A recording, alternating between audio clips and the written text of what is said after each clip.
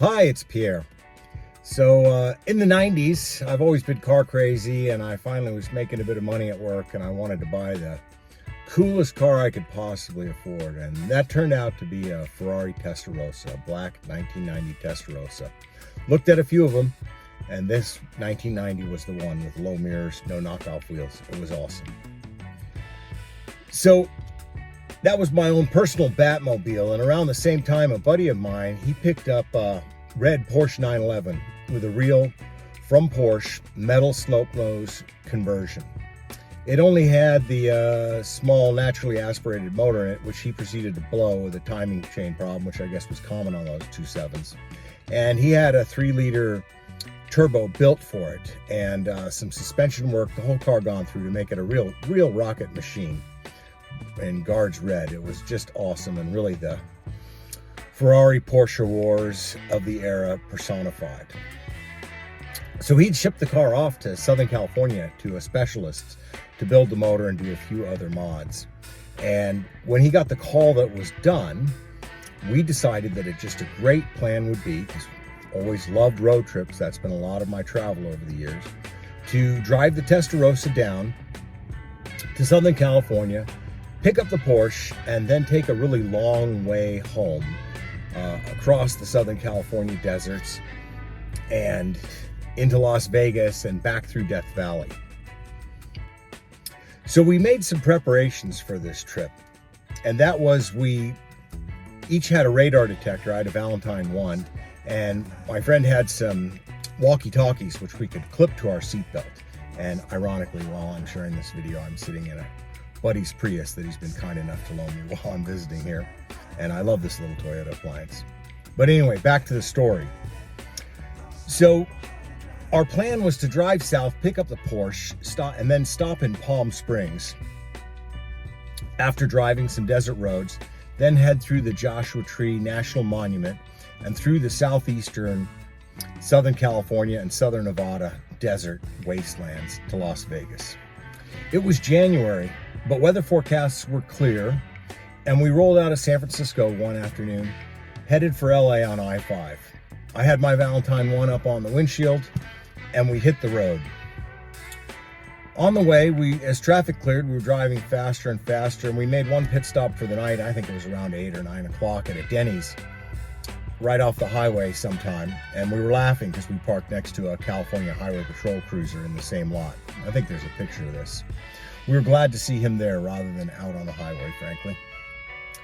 So late that night, we rolled into some nondescript hotel in Southern California outside of LA, and worryingly, the Ferrari had started to throw an engine check light for the catalytic converters. That was a notorious little system on that era of Ferraris. And that was stressing me out. Fortunately, that morning, it turned out where we'd stopped, that in Costa Mesa, there was a well-regarded independent Ferrari shop. And I told them my sad story, and they said, come right over, you're on a road trip, we'll try and help you and get you back out. And sure enough, that's exactly what happened. I rolled in there, and within an hour, they had the car on the dyno and the scope. They identified a burned spark plug extender that those engines use, and had one handy and put it in. And they also fiddled the fuel mixture a little bit while it was on the scope and the dyno. So for a couple $100, we were out of there in an hour and went to pick up the Porsche. It was amazing. So once we had the Porsche, we had a radar detector in the front of the Ferrari or the back, depending on which car was leading, same with the Porsche front or back. And we started to get into true cannonball mode. We ran the red Porsche and black Ferrari nose to tail like that, with the walkie-talkies clipped here, so if we got a radar signal, we could key down and shout, radar, and hit the brakes. So we felt like we were covered front and rear as we passed through these small 2-lane highways, is what we were sticking to, and blazed across the cold desert. We drove fast because it was midweek in January and traffic was light.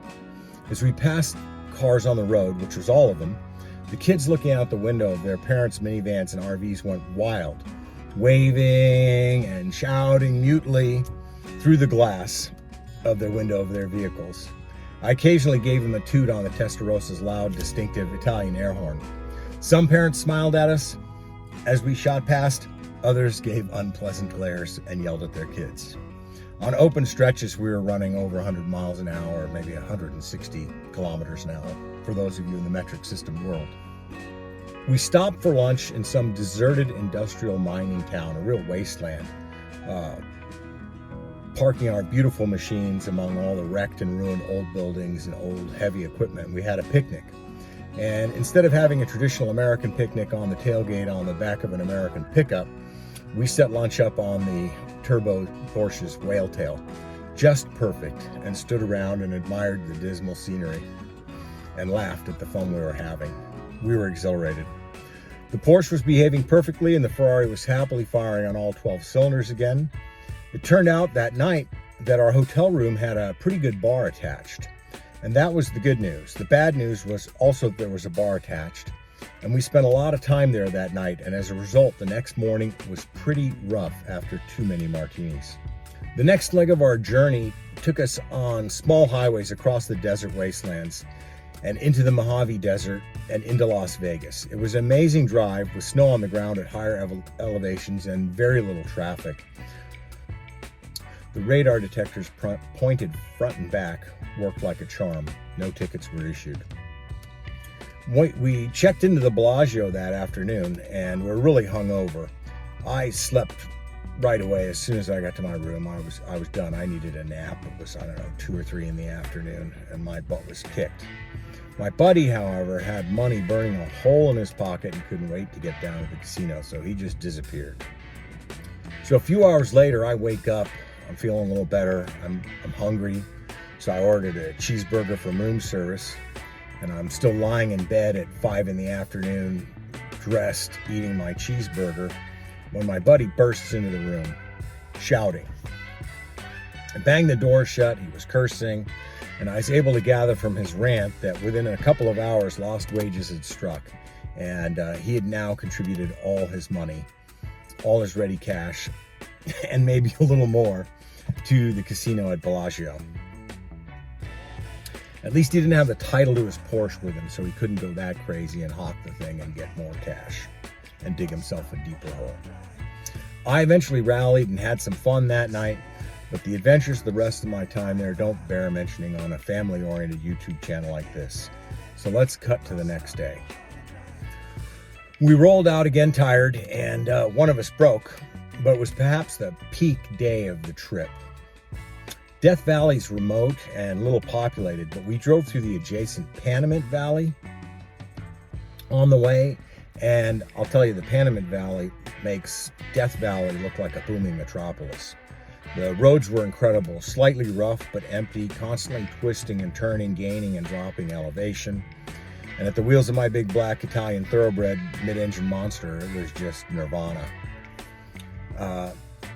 That day, though, we did have a couple exciting episodes for me. The first was I was surprised at speed by a decreasing radius turn. And to add to the excitement, there was just a touch of gravel at the apex. And the Testarossa, with its big engine and wide hips behind you and heavy rear weight bias, is not a car you want to get sideways in. If you lose the back end, you better have a lot of skill and some room to save it. Otherwise, you're going to just be going off the road backwards. And all this information just flashed in my mind in a millisecond. And I didn't have much time, I didn't have much room, and I didn't have a super high level of driving skill to count on. But in an instant, I realized I was going to have to throw it sideways a little bit to scrub off some excess speed and whip around the tightening bend. Hitting the brakes hard would have just flung me into the ditch and the trees that lined the downward sloping hillside. Yikes. So bringing all my concentration to bear, I very carefully and ever so slightly jerked the wheel to the left and got the back end to come around just a touch and gently counter-steered, keeping neutral on the throttle brake, and I made it. Felt relieved, and then the adrenaline really kicked in. Yowza. I now knew what it was like to get the Ferrari sideways, and that was an experience I'd never really been planning on having. Now, a man of greater maturity or prudence, and I had neither back then, might have eased off at that point. But with the angry red turbocharged Porsche behind me, I resumed high speed. And we later stopped at Scotty's Castle, an eccentric and well-known landmark in Death Valley, for lunch. And there we hatched a plan to find some empty roads, straight empty roads, to do some high-speed drive-bys with my buddy's old VHS camera. And that's the footage you're seeing here, converted to digital, and tried to raise the resolution best we could. But bear in mind, that's 90s technology you're watching.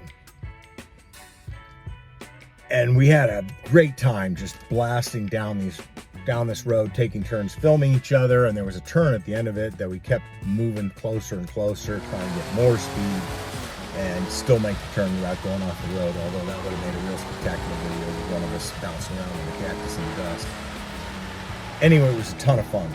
And I should note that during the trip, we each had a chance at driving each other's cars. And my takeaway was that the Porsche had superior acceleration for a brief period, but only during the time when the boost really kicked in, and then you had to shift, which was just a flash in that car with the turbo lag and a big turbo hitting hard. Whereas the Ferrari, with a larger displacement motor and a higher rev range, was superior in overall acceleration. So at any moment in time on any road, one car was faster than the other, really just depending on speeds and gear ratios. So there was little difference on the road. I mean, when we would shoot along, neither car could lose the other. So after leaving Death Valley and our little top speed lanes, or high speed lanes, we started heading north along Highway 395, which is a really cool highway on the eastern side of Sacramento, running north and south. And I was in the lead again, and we were going up and down some short, steep little hills, little whoop-de-doops, up, down, up, down, up, down. And suddenly, at the top of one of these, my Valentine 1 radar detector gave just a little beep, just a really short, minimal beep. And I thought, we're going fast. So then I hit the next hill, and it said, beep, beep. And I started to think, oh, maybe I'm picking up a CHP at long range here. Whoosh, up the next hill, pow, the radar detector went off like crazy. Bop, bop, bop, bop, bop, bop, bop.